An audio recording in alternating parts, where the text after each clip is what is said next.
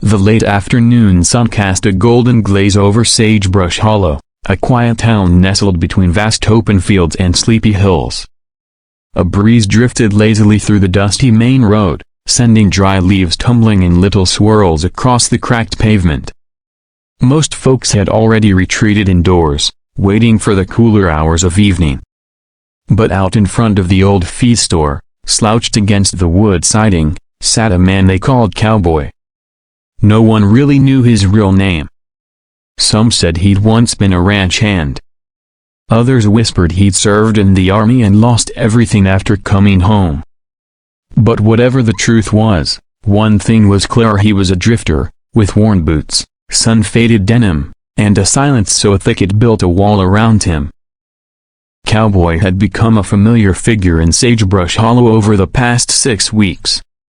He didn't ask for handouts, didn't complain, didn't talk unless spoken to.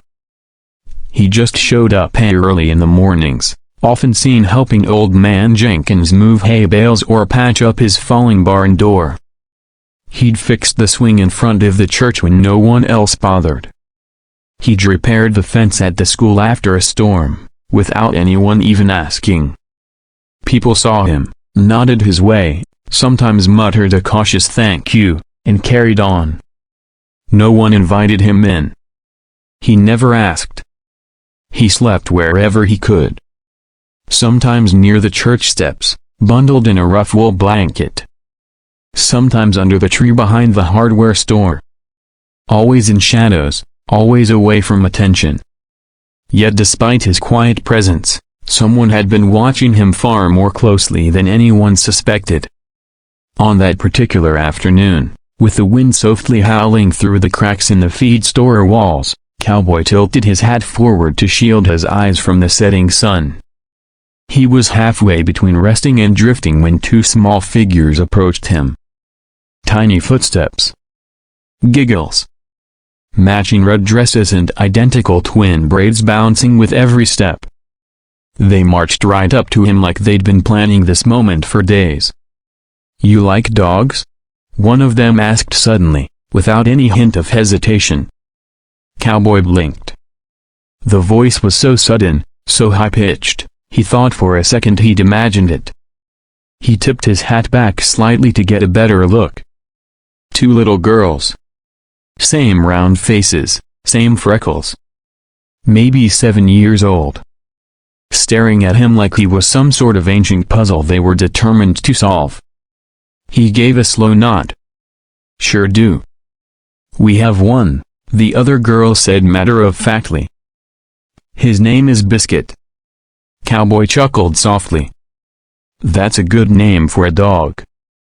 "We also have a cat," said the first girl, "and some chickens. And a mom. Her name is Grace." "Grace, huh?" Cowboy said, amused but confused. "That's a mighty nice name." The second girl looked up with a serious expression. "We have all that. But we don't have a man." Cowboy stiffened. "A man?" "Like a dad," the first one clarified, her little fists on her hips. "But not one of those mean dads who yell. We want a good one." Now fully alert, Cowboy leaned back and raised an eyebrow. "And why are you telling me this?" The girls exchanged a look, as if confirming their next move. "Because we've been watching you," the second girl said bluntly. "You help people. You fixed our school's gate. We saw you. You didn't even tell anyone. Just did it and walked away." "Mum saw too," added the first. "She smiled all day after that. We think she likes you." Cowboy's mouth fell slightly open.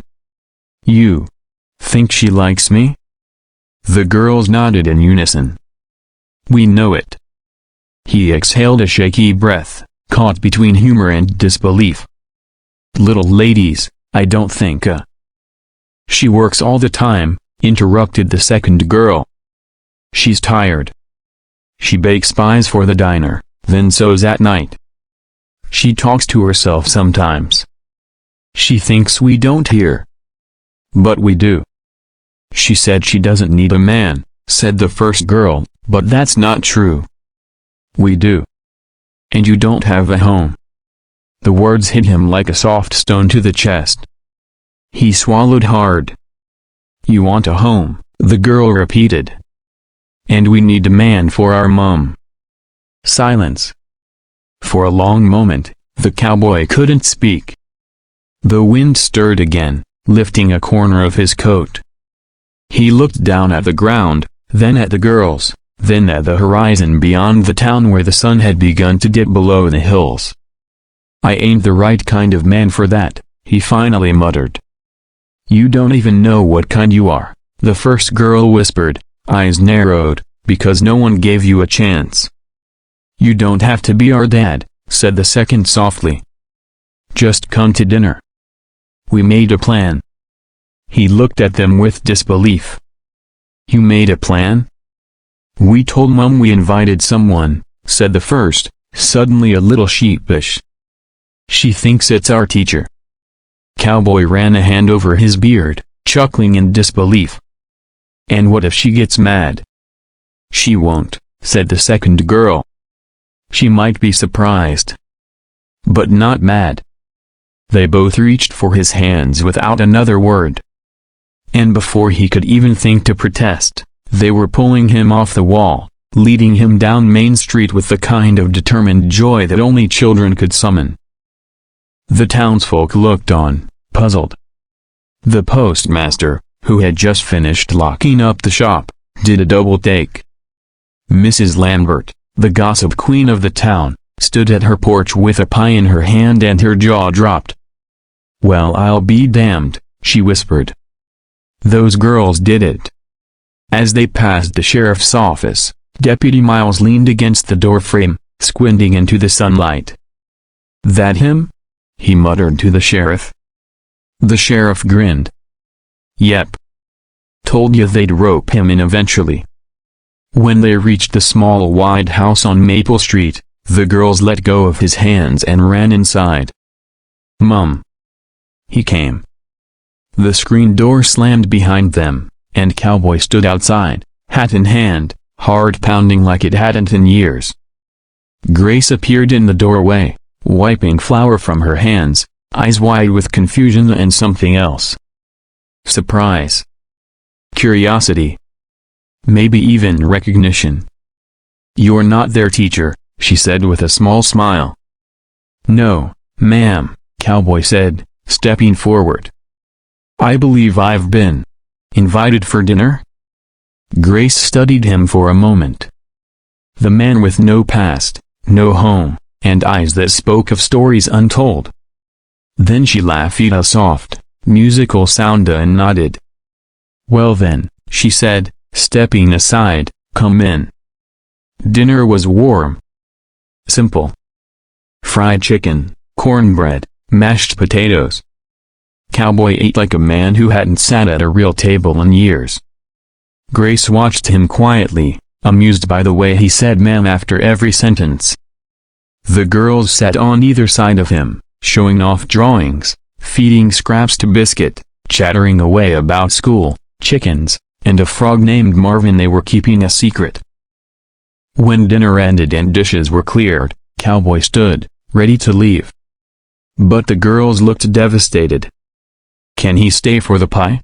one of them asked. "Please," the other pleaded. Grace looked at them, then at him. He hesitated, then slowly took his seat again. That night, after pie and tea, Cowboy walked to the front porch. Grace followed. "They've never done that before," she said quietly. "Done what?" "Picked someone." He looked at her, surprised. "Picked someone?" She nodded. "They've had teachers, visitors, male neighbors. But they've never done this." He leaned against the porch rail, watching the stars. "I'm not good with people. Been alone a long time. Maybe that's exactly why they picked you." Silence stretched between them. Comfortable. Real. After a while, Grace turned to him. "You got a place to sleep tonight?" He hesitated. "The church steps are quiet this time of year." She nodded slowly. Then, as if making up her mind, she said, "We got a spare room." He looked at her in disbelief. "You sure?" She smiled. "You want a home? We need a man." "Sounds like a fair trade to me." He didn't say anything. Just nodded. And followed her back inside. That night, as he lay in a real bed for the first time in years, under a patched quilt and next to a window that overlooked chickens and a half-built swing set, the cowboy stared at the ceiling, wondering how a pair of tiny voices had shattered the walls he built around his heart. He didn't know what tomorrow held. But for the first time in a long while, he wasn't afraid of it.